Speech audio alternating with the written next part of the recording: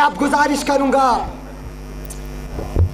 عالم باکردار، علمبردار سیاست اولوی، مناظروں کا غازی، خطیب حسین ابن علی، فرزند گلگت بلتستان، امین ملت علامہ محمد امین شہیدی صاحب یہاں پہ تشریف لائیں گے اور خطاب فرمائیں گے۔ بر محمد و آل محمد صلوات۔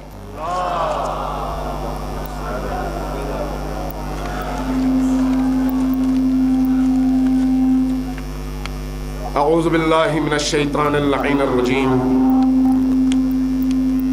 بسم اللہ الرحمن الرحیم، الحمدللہ رب العالمین بارئ الخلائق اجمعین، والصلاة والسلام علی جمیع الانبیاء والمرسلین،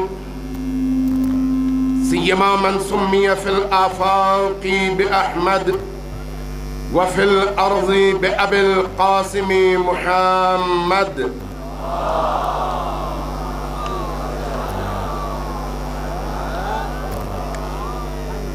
والصلاة والسلام على أولاده الطيبين الطاهرين المعصومين وأصحابه المنتجبين، أما بعد، قال الله تبارك وتعالى في كتابه المجيد وهو أصدق القائلين وقوله الحق، بسم الله الرحمن الرحيم، الذين قالوا ربنا الله ثم استقاموا تتنزل عليهم الملائكة۔ سب مل کر اونچی آواز سے محمد و آل محمد پر درود بھیجیے۔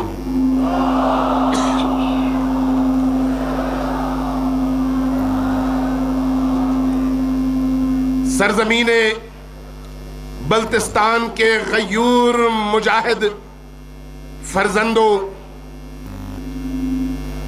گلگت بلتستان کے فلک بوس پہاڑوں سے زیادہ پر عزم اور بہادر جوانوں،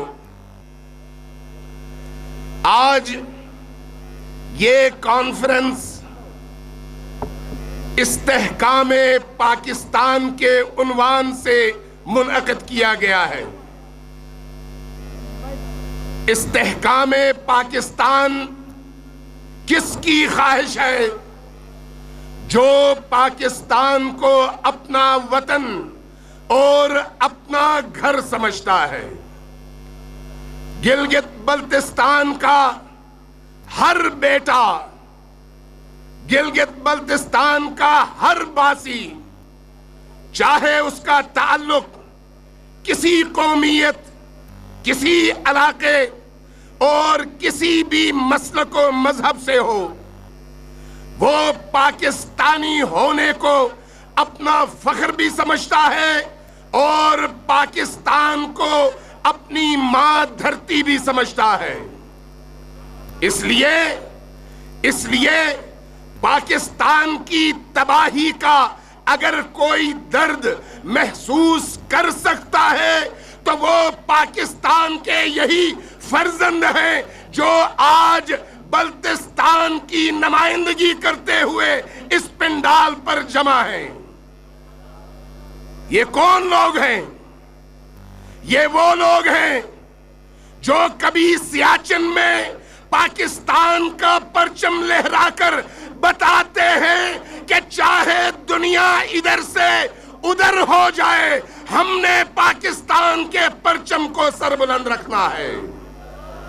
یہ وہ لوگ ہیں جو اپنے گھر بار، اپنی زمینیں، اپنی جائیدادیں، اپنے گاؤں، اپنے دیہات حکومت اور ریاست کے حوالے کر کے مہاجر بن جاتے ہیں، لیکن وطن کے وفا اور وطن کی محبت کا حق ہمیشہ ادا کرتے رہتے ہیں۔ یہ وہ لوگ ہیں جنہیں گزشتہ 7 دہائیوں سے 67 سال سے زیادہ کا عرصہ، گزشتہ 7 دہائیوں سے جنہیں بنیادی ترین حقوق سے محروم رکھا گیا، لیکن آج بھی ان کی زبانوں پر پاکستان زندہ باد کا نعرہ ہے۔ دنیا میں کوئی ایسی قوم دکھا دو، دنیا میں کوئی ایسی ملت دکھا دو جس کو اس ملک کی اسٹیبلشمنٹ، اس ملک کی سیاسی قوتیں، اس ملک کی بیوروکریسی یوں ہر سال ان کے حقوق پر ڈاکہ ڈالتی رہے، پھر بھی وہ قوم اٹھ کر اس ملک کو اپنا وطن اور اپنی جان سے زیادہ عزیز سمجھتی رہے۔ دنیا میں کوئی ایسی قوم ہے؟ ہاں، اگر ہے تو گلگت بلتستان میں بسنے والی یہ مظلوم قوم ہے۔ یہ مظلوم قوم جنہیں آج تک ہر آنے والی سیاسی پارٹی اور حکومت نے سبز باغ دکھائے، یہ ضرور کہا کہ ہم تمہیں صوبہ دیں گے، یہ ضرور کہا کہ ہم تمہیں آزادی دیں گے، یہ ضرور کہا کہ ہم تمہارے چھنے ہوئے حقوق دیں گے، لیکن آج بھی دنیا کی تاریخ میں اس قوم سے زیادہ مظلوم اور اس قوم سے زیادہ اپنے حقوق سے محروم قوم زمین کی سطح پر کوئی اور نظر نہیں آتی۔ یہ ایک تاریخی حقیقت ہے۔ پی پی کی حکومت آتی ہے، مونگ پھلیوں کی صورت میں ایک پیکج دے کر لوگوں کو یہ حوصلہ دیتی ہے کہ ہم نے تمہارے حقوق ادا کر دیے ہیں۔ ہم اس کو بھی ویلکم کرتے ہیں کہ کچھ نہ ہونے سے کچھ تو ہے، لیکن یہ جو کچھ ہے یہ بھی کیا ہے؟ یہ بھی غلامی کا توق، یہ بھی کیا ہے؟ حقوق پر ڈاکہ، یہ بھی کیا ہے؟ 20 لاکھ عوام کا مذاق اڑایا جانا۔ کون سی حکومت اب تک ایسی آئی جس نے اس قوم کو اس کے حقوق دلانے کی جد و جہد کی؟ کہیں پر بھی پاکستان کی آبرو کو، پاکستان کے وقار کو کوئی خطرہ درپیش ہو تو یہ قوم اٹھتی ہے، چاہے فوج کی صورت میں، NLI کی صورت میں، سپاہیوں کی صورت میں یا علماء کی صورت میں، اپنے ملک کو بچانے کے لیے کھڑی ہو جاتی ہے، اور اس کے عوض ایک بے اختیار کونسل دے دیا جاتا ہے، بے اختیار حکومت دے دی جاتی ہے، بے اختیار وزارت اعلیٰ کا منصب دے دیا جاتا ہے، اور اجازت صرف اس بات کی ہوتی ہے کہ جو لوگ اقتدار میں آئیں وہ دونوں ہاتھوں سے قوم کو لوٹیں لیکن قوم کو کوئی حق نہ دیں۔ یہ ایک تاریخی مذاق ہے اس قوم کے ساتھ جو ہمیشہ ہوتا رہا اور اب بھی ہو رہا ہے۔ چونکہ میرے بعد مجلس وحدت مسلمین کی مرکزی قیادت نے یہاں پر اپنی پالیسی سپیچ اور تقریر کے ذریعے سے آپ کو مستقبل کا ویژن بھی دینا ہے، پروگرام بھی دینا ہے اور آپ کی رہنمائی بھی کرنی ہے۔ لہذا میں کچھ مسائل کی نشاندہی کرتا ہوں کہ آج یہ جو پورا خطہ ہے، اس خطے کو کس کس طرح کی مشکلات کا سامنا ہے، لیکن مشت از خروار یعنی بے تحاشا مسائل میں سے صرف 2-4 کی میں نشاندہی کروں گا۔ ذرا غور کیجئے کہ کیا یہ ہماری سیاسی حکمرانوں کی بصیرت کی دلیل ہے کہ اس طرح سے ایک ایسی قوم کو جنہوں نے خود اپنی جانیں قربان کر کے، خود تحریک چلا کر، خود ڈوگرا فوجوں سے لڑ کے، خود اپنی شہادتیں دے کر اس خطے کو آزاد کیا، اور ان کا نعرہ یہ تھا کہ ہم پاکستانی ہیں اور پاکستانی رہنا چاہتے ہیں۔ اس قوم کی آزادی میں کسی باہر والے کا کوئی کردار نہیں ہے۔ اگر یہ قوم آزاد ہوئی، اگر گلگت بلتستان کا یہ پورا خطہ آزاد ہوا تو اپنے زور بازو پر ہوا، کسی کا احسان لے کر نہیں ہوا۔ یہ آزاد اور غیرت مند مردوں کی سرزمین ہے، یہ وفا شعاروں کی سرزمین ہے جنہوں نے اپنے خطے کو بھی آزاد کیا اور اس سے پہلے کی تمام جنگوں میں پاکستان کی بھی حفاظت کی۔ آج یہاں کے 20 لاکھ عوام کا سب سے بنیادی نعرہ کیا ہے کہ ہم پاکستانی ہیں، ہمیں پاکستانی بناؤ۔ آپ ذرا خود دیکھیے، دنیا میں کوئی ایسی وفادار قوم ہے؟ لیکن کچھ شکم پرست، ملک فروش، قوم فروش، قومی حمیتوں کا سودا کرنے والے ہمیشہ اپنی جیبیں بھرتے ہیں، تجوریاں بھرتے ہیں، سیاست کرتے ہیں اور جیبیں بھرنے کے بعد بیرون ملک جا کے عیش کرتے ہیں۔ وہ پھر وفادار بنتے ہیں، وہ پھر پاکستانی بنتے ہیں اور پھر ان مظلوم پاکستانیوں کی پاکستانیت کو مشکوک بنانے کی ناکام کوشش کرتے ہیں۔ ہم یہ اعلان کرتے ہیں کہ ہم پاکستانی ہیں، پاکستانی تھے، پاکستانی رہیں گے، اور جو بھی پاکستان کا غدار ہوگا ہمارے ہاتھ ہوں گے اور اس کا گریبان ہوگا۔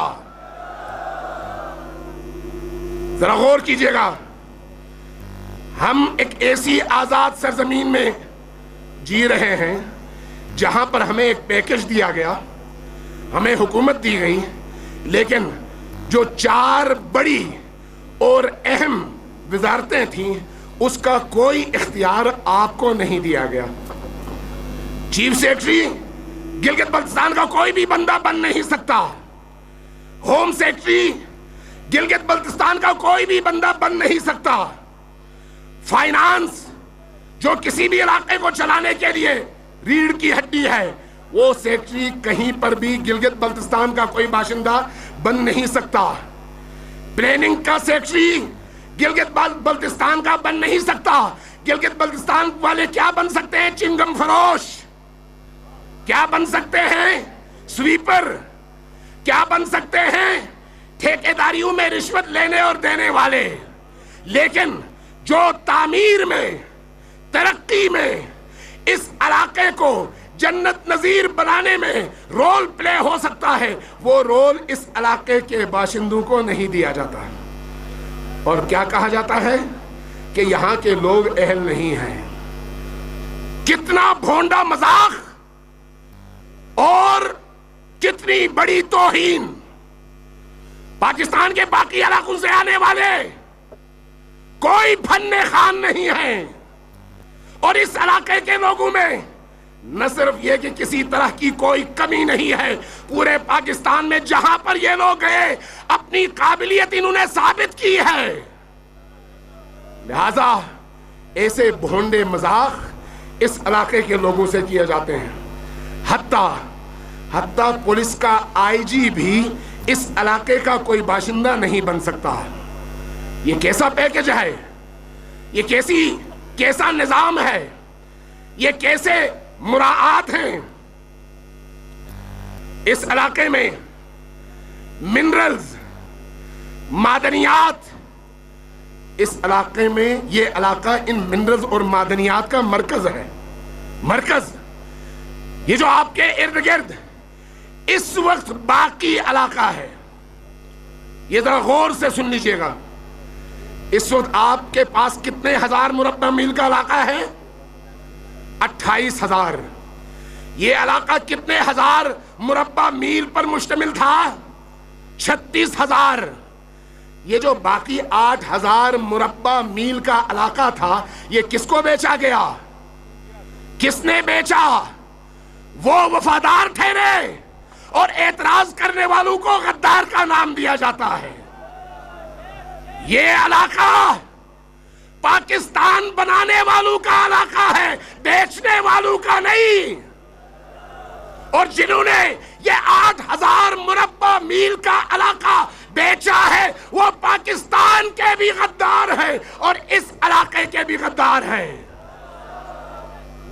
اس علاقے میں منرلز ہیں، اس علاقے میں پانی ہے، اس علاقے میں مختلف قسم کی معدنیات ہیں، لیکن کتنا بڑا انسانی اور تاریخی ظلم ہے کہ اس علاقے کا کوئی بندہ ان منرل سے استفادہ نہیں کر سکتا، یہاں پر کوئی بندہ وہ نکال نہیں سکتا، یہ ٹھیکے یہاں کے لوگوں کو مل نہیں سکتے۔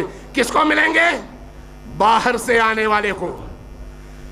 ہم ڈاکوؤں کو اجازت نہیں دے سکتے، ہم ڈاکوؤں کو اس علاقے کے معدنیات کو لوٹنے کی اجازت نہیں دے سکتے۔ قبول ہے؟ مانتے ہو؟ ذرا کان کھول کر سن لو۔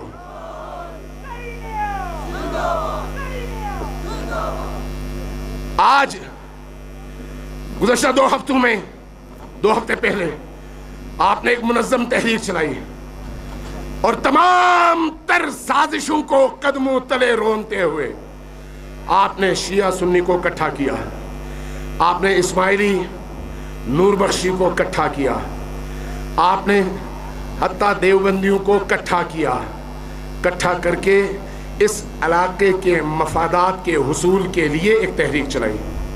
ایسا ہوا نا؟ اور اس کا نتیجہ یہ ہے کہ گندم سبسڈی ریٹس پر آپ کو مل جائے۔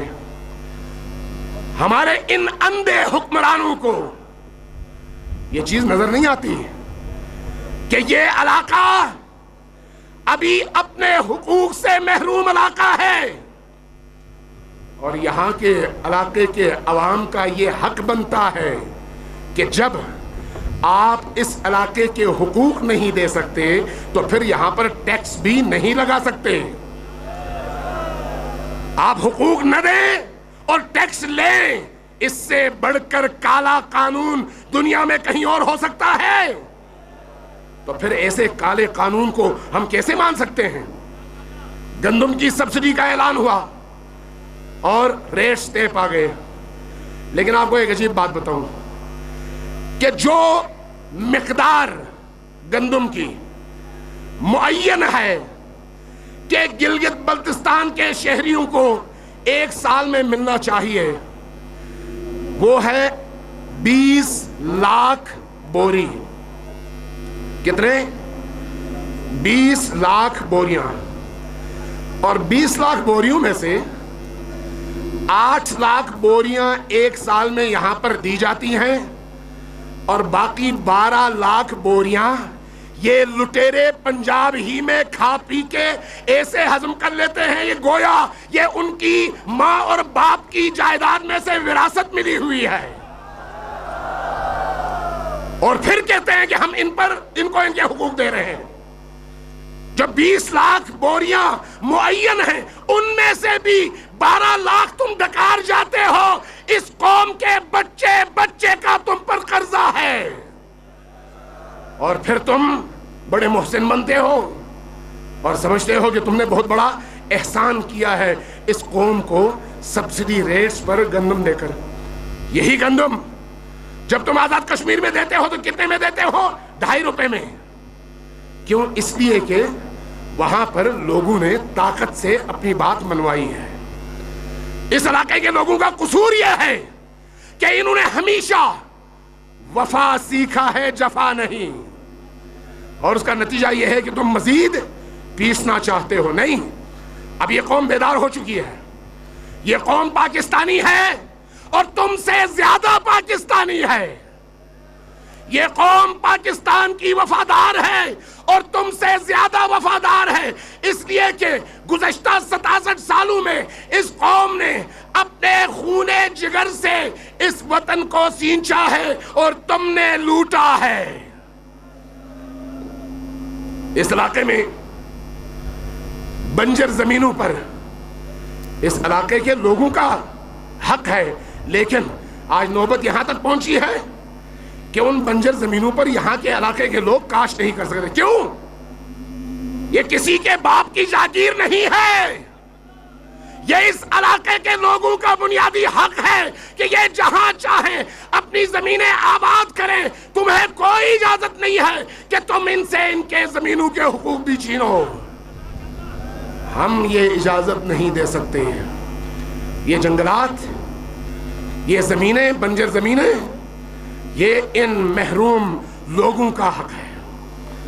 جنگلات پر، معدنیات پر، ٹورزم پر وفاق کا قبضہ ہے۔ جنگلات پر بھی، معدنیات پر بھی، ٹورزم پر بھی وفاق کا قبضہ۔ کیوں؟ اس لیے کہ وفاقی وزیر کو ایک بہت بڑی اس کا بہت بڑا حصہ اس میں سے مل جاتا ہے۔ یہ چور بازاری کب تک تم اس علاقے کے غریب عوام کی جیبوں پر ڈاکے ڈالتے رہو گے؟ ہم اجازت نہیں دے سکتے اس طرح کے ڈاکوؤں کو۔ یہ ملک ہم نے بنایا ہے، یہ وطن ہم نے آزاد کروایا ہے، اس لیے ہم ہی اس کی حفاظت بھی کریں گے۔ آپ جنرل سیل ٹیکس لگاتے ہیں، کہاں پر؟ پوری دنیا میں کہیں پر کوئی قانون دکھا دیں کہ جن سرزمینوں کو ان کے حقوق سے محروم کر دیا گیا ہو وہاں پر ٹیکسز لگتے ہوں، لیکن آپ اس خطے کے غریب اور مجبور عوام پر وہ ٹیکسیں بھی لگاتے ہیں۔ کس قانون کے تحت؟ جبکہ کشمیر میں یہی ٹیکسز جو سیل ٹیکس کے نام پہ کٹتے ہیں، ان ٹیکسز کا سارا پیسہ واپس دے دیا جاتا ہے علاقے کے فلاح و بہبود کے لیے، اور اس علاقے سے چھینا جاتا ہے اور لے لیا جاتا ہے۔ کس قانون کے تحت؟ یہ علاقہ 36,000 مربع میل پر مشتمل علاقہ تھا۔ ایک زمانے میں ایک ڈکٹیٹر آیا، کچھ علاقہ اس نے اپنے باپ کا مال سمجھ کر چائنا کو بخشا، اور کچھ علاقہ اس نے خیبر پختونخوا کی حکومت کو بخش دی۔ جاؤ اپنے ماں کا مہر بخشو، اس سرزمین کے لوگوں کی زمینیں نہیں، اس سرزمین کے لوگوں کا حق بخشنے کا کوئی اختیار کسی حکمران کو نہیں ہے۔ یہ لوگ جاگ چکے ہیں، اپنے حق کو پہچان چکے ہیں۔ عجیب ہے، یہ لوگ اپنے آپ کو پاکستانی ثابت کرتے کرتے تھکتے نہیں ہیں، اور پاکستان کے مفادات کا سودا کرنے والے ان کا امتحان لیتے لیتے تھکتے نہیں ہیں۔ 15 سالوں سے کھرمن کے وہ متاثرین جنہوں نے اپنی زمینیں، اپنی جائیدادیں، اپنے گھر ریاست کے حوالے کرنے کے بعد مہاجرت کی زندگی گزاری ہے، اب تک ان کو ان کے پیسے نہیں ملے۔ یہ کون سا انصاف ہے؟ یہ کون سا عدل ہے؟ پی ڈبلیو ڈی کے ملازمین کو 4 مہینوں سے ابھی تک تنخواہ نہیں دی جا رہی۔ آپ دیکھیں دیامر ڈیم کے پیسے ابھی تک پھنسے ہوئے ہیں، اور ابھی تک لوگوں کو وہ پیسے نہیں دیے جا رہے ہیں۔ نئی اصلاحات کے لیے ایک ٹیم بنائی گئی ہے تاکہ وہ یہاں کے قوانین کے حوالے سے اصلاحات کریں۔ یاد رکھو اور کان کھول کر سن لو، کسی بھی اصلاحی قدم میں اگر اس علاقے کے بیٹوں کو شامل نہ کیا جائے تو ایسی اصلاح قبول نہیں ہے۔ عوامی ایکشن کمیٹی نے گزشتہ اس عرصے میں جو مہم چلائی وہ کوئی انتخابی مہم نہیں تھی، بلکہ اس علاقے کے لوگوں کے حقوق کی حفاظت کے لیے مہم تھی، اور مجلس وحدت مسلمین نے اس میں بھرپور کردار ادا کیا۔ اس لیے نہیں کہ انتخابات میں ووٹ لے، بلکہ اس لیے کہ یہاں کے محروم لوگوں کو ان کا حق دلایا جا سکے۔ اب ضرورت ہے اس بات کی کہ شفاف الیکشنز کے لیے شفاف ووٹر لسٹ تیار کیا جائے، بوگس نہیں۔ اور اگر بوگس ووٹر لسٹوں کے ذریعے انتخابات کیے جائیں تو پھر وہی بوگس لوگ لائے جائیں گے۔ بے داغ ماضی کے حامل، کیریکٹر کے حامل ایسے شخص کو یہاں پر الیکشن کمیشن بنانے کی ضرورت ہے جس پر اس علاقے کے لوگوں کو اعتماد ہو۔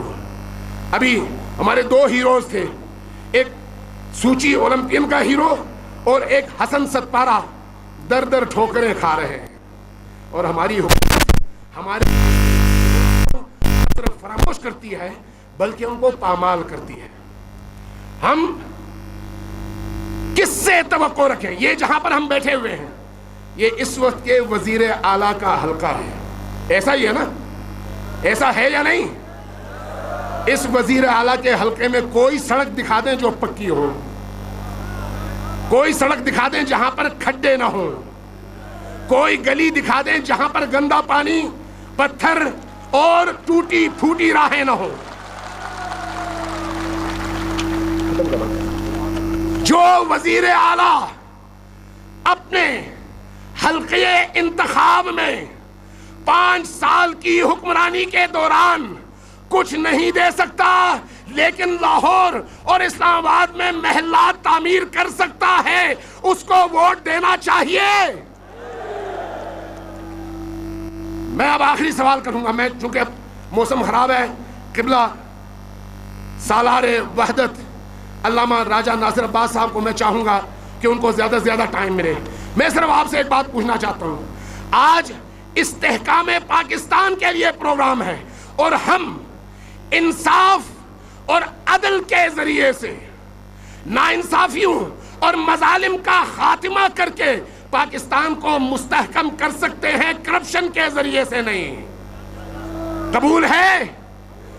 انصاف کے قیام کے لیے، عدل کے نفاذ کے لیے اور ظالموں سے اپنا حق چھیننے کے لیے گھروں سے نکلو گے، مقابلہ کرو گے، میدان میں اترو گے، دشمن سے لڑو گے، پاکستان کی جنگ لڑو گے، اس علاقے کی جنگ لڑو گے، فرقواریت سے لڑو گے، غداروں سے لڑو گے، پھر سب مل کر ایک ہی نعرہ لگائیں 2 دفعہ، لبیک یا رسول اللہ۔